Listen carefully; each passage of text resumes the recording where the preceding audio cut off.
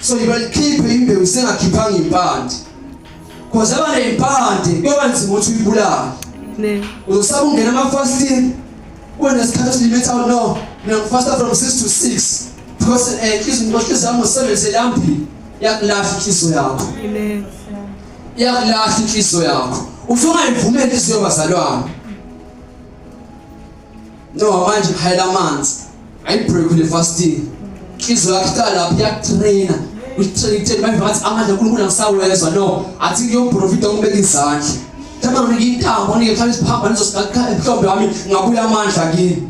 Inhliziyo yakho iyitrainile wayitraina ngomsebenzi kaNkulunkulu omgaka. Babazalwane Matthew sikhonza uNkulunkulu.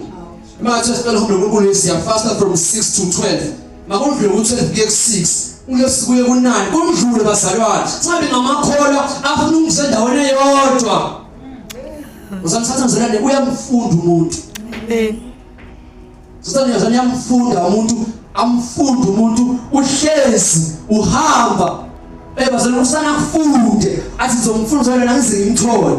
Kodwa noma uthela ngo7 or every time manje senike manje isilo mpilo. Ngiyathandaza ngo6 mina seyabreaka ngiyadla. Inqondo yami sengiyifundisile manje. Akunankinga. Itrain zoyijayela lakho sophumela ngaphandle.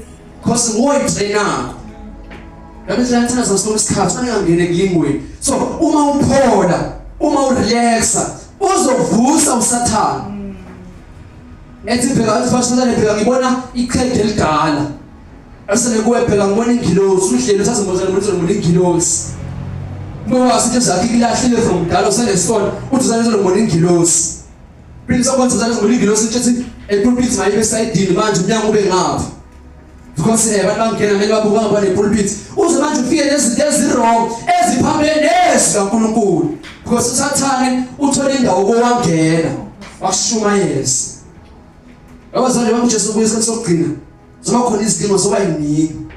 Olithi iBhayibheli kuPetro umuntu ulingwa sesisina namandla akhe. So akho umuntu omele anqoqe isilingo. Amele unqoqe inhlupheko noma isilingo.